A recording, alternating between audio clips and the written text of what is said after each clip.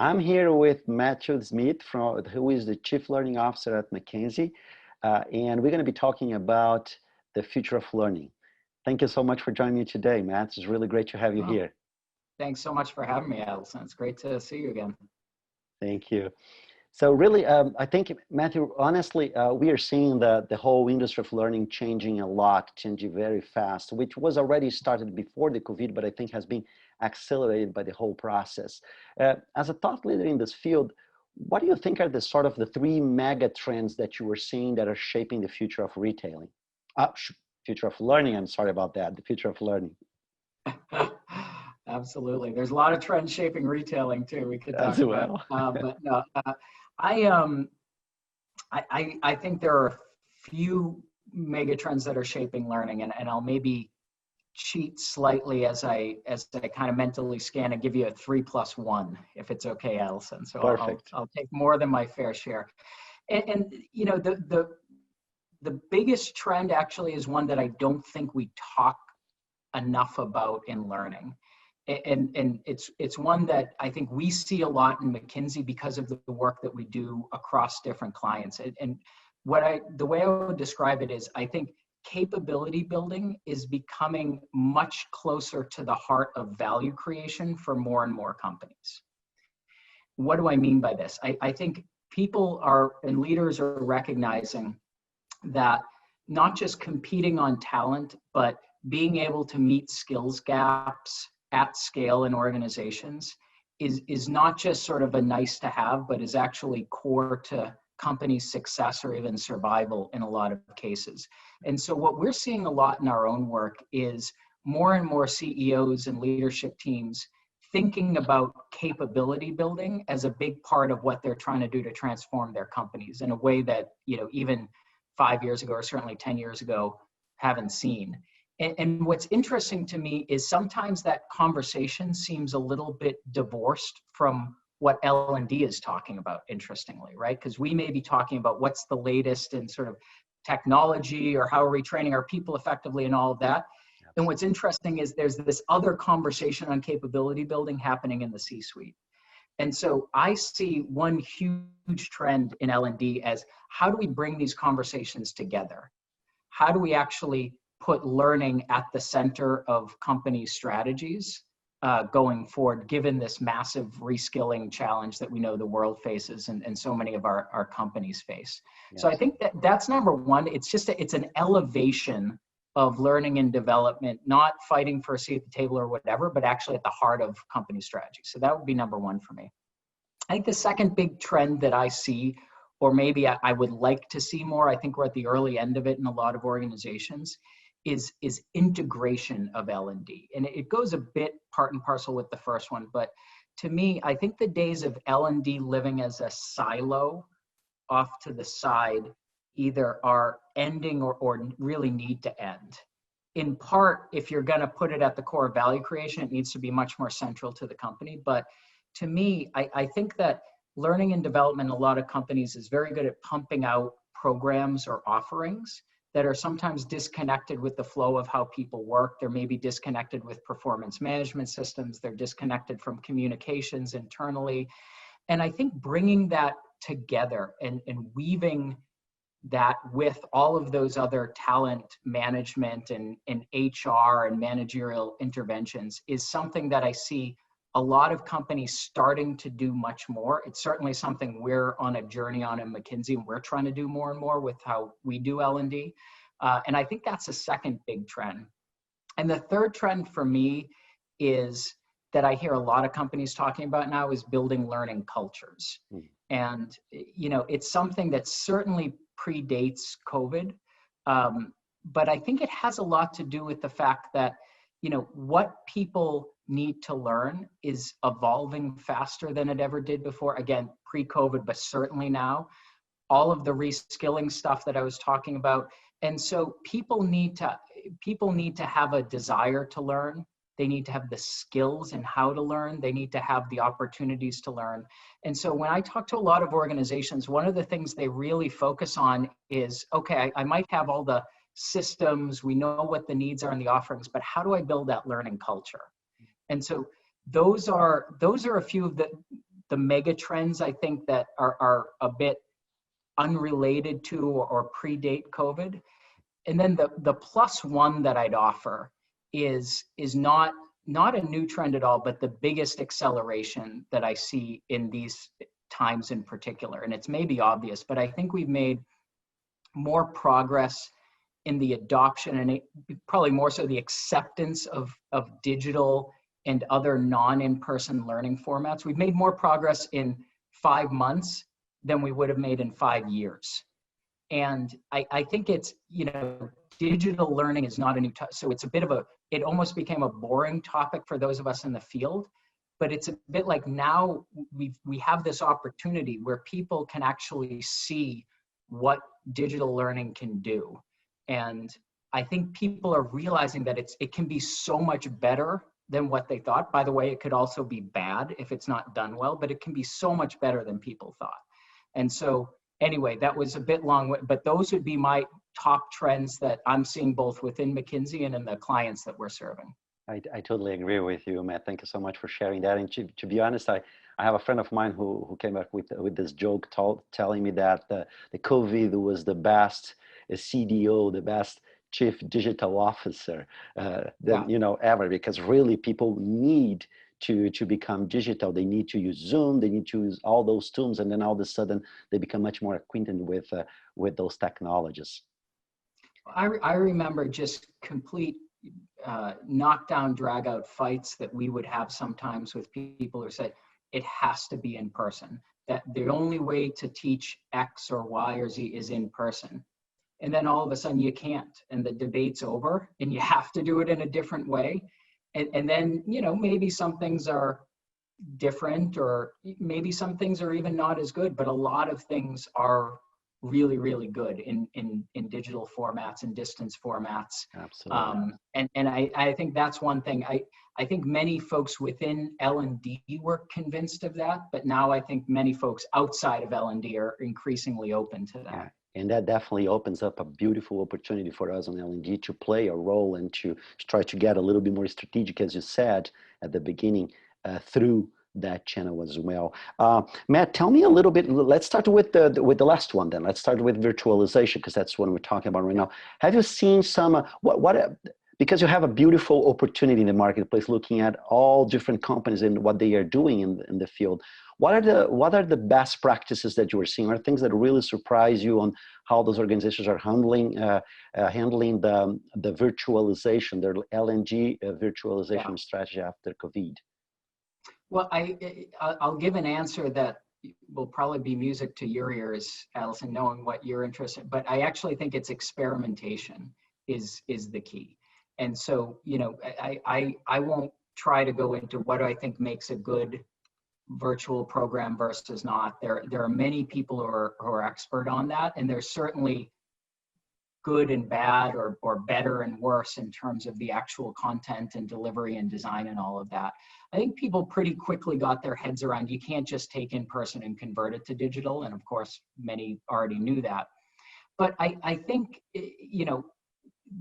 any of us would be lying if we said we were prepared to move 100% of what we had been doing in some form in person to virtual and do it in a matter of weeks. And so this was a big experiment for every organization in the world, regardless of whether you're further or less far down the learning curve of just adapting to digital anyway. If you had some portion that you were still doing in person, it's a big experiment. And I think what I've certainly seen, and we've seen this within McKinsey, we see this with some of our clients, is that there's this mindset of we're going to try things and we're going to focus. Of course, we're going to focus on measuring impact and understanding was it good or not? Was it well received? Did we build those capabilities? But just as much, we're going to say, what did we learn from this? And when we run it the second time, are we going to do something differently? And being very, very systematic about that. And not beating yourself up if something didn't go well.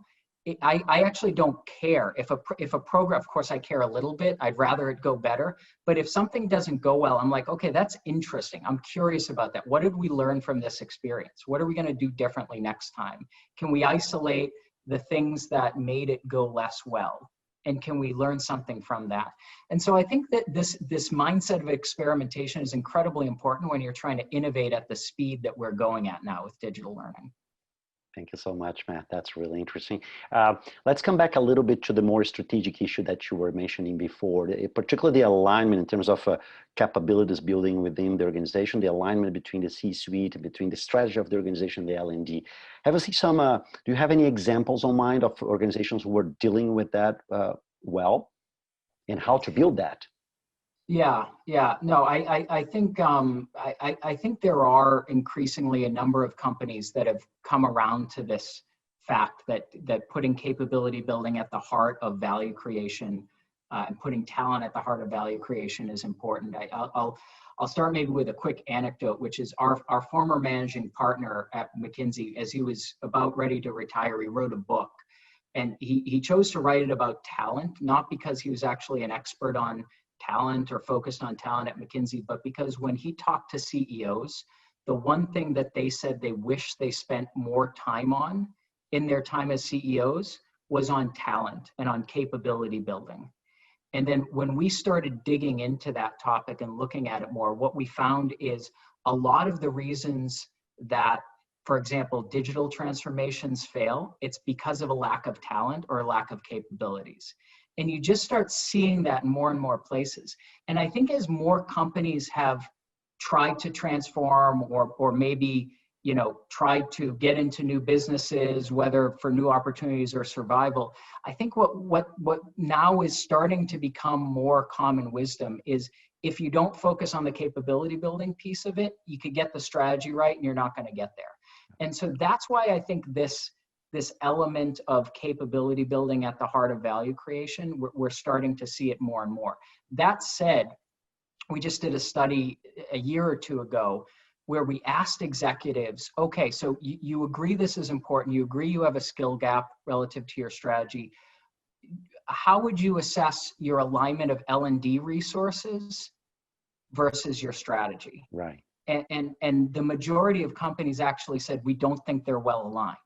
And that's where I see the biggest opportunity right now for L&D leaders is to say, how do I not start with, you know, how do I get resources for something I want to do, or how do I make this program better? But it's how do I very deeply understand where this company is going, what's our strategy, what do we need to do to be successful vis-a-vis competitors?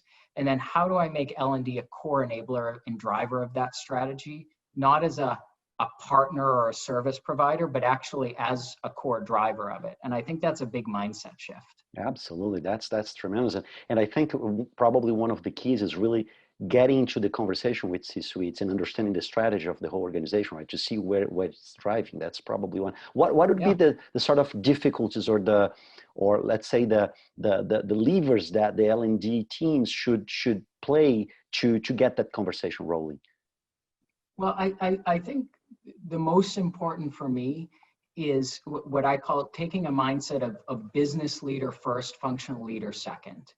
And I think that for those of us, I actually grew up outside of L&D. So my career before moving into the CLO role actually was all outside of L&D. It was helping organizations on strategic issues, organizational issues. But I think for a lot of people, if you've grown up entirely within a function, you have a tendency sometimes to naturally think functional first and then sort of, okay, what do I need to understand? I need to understand enough about the business, but really my job is to do a function or to execute a function well.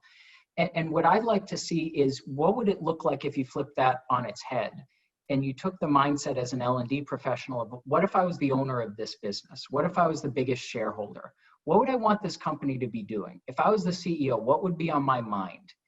And then how do we play as part of that? And how do we change the conversations that we're having with business leaders to start much more there and understanding really deeply what needs to get done to move the company forward? And then the L&D and capability building agenda falls from that, I think very naturally in most cases, particularly if you have a CEO and a leadership team that that sees, as I said earlier, the importance of capability building as part of value creation. Absolutely. That makes perfect sense. Thank you so much, Matt. Let me come back a little bit to well, we were talking still about mindset, right? So let's talk Yeah. about the learning culture. That's one point that you mentioned Yeah. that I think is extremely important. And I think most of our peers totally agree with that. That's important to create a sort of learning mindset, this learning culture. But then it's easy to say than to do it. Yeah. What sort of tips can you share with us that to build that culture of learning in an organization today? I think you said it well, Alice. It's so easy to say, so hard to do. And part of the reason that it's hard, I think, is that people expect learning people to tell them that learning is important. It's kind of, it's not that interesting if I say learning is important, because that's what you expect me to say. But when you get a CEO who really gets it, think of someone like Satya Nadella at Microsoft, right? This is a leader who, talks about wanting to change from a culture of know-it-alls to learn-it-alls. Or you look at a company like Novartis that has put curiosity at the core of sort of how they talk about, what they look for in people. I think there's something about the CEO walking the talk and talking the talk, if you will, that is very important to set a culture, and particularly to change a culture in an organization. And so, step number one, and by far the most important to me in this is this sense of, does the CEO, do respected business leaders talk and care about it? Not just learning leaders or not just the CHRO. I think that's number one. I think the second thing is you have to make it simple and concrete enough for people to know what you want them to do.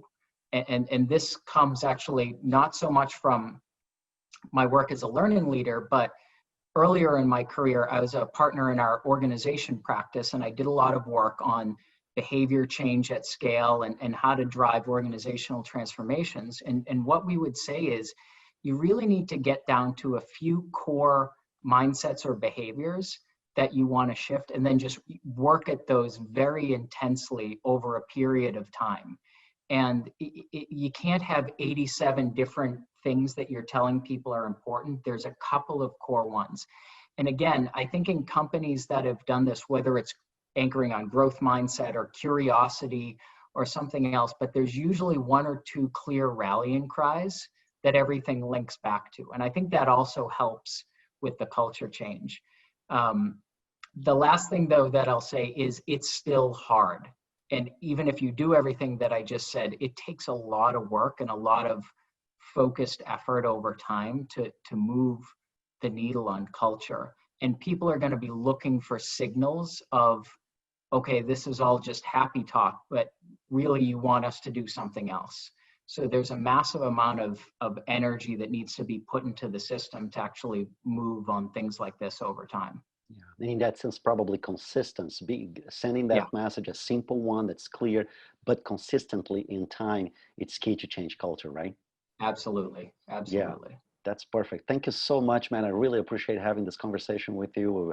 And it's really passionate, and I'm sure that this is going to provoke a lot of conversations around in the community. Thank you so much. Absolutely. Thanks for having me. Thank you.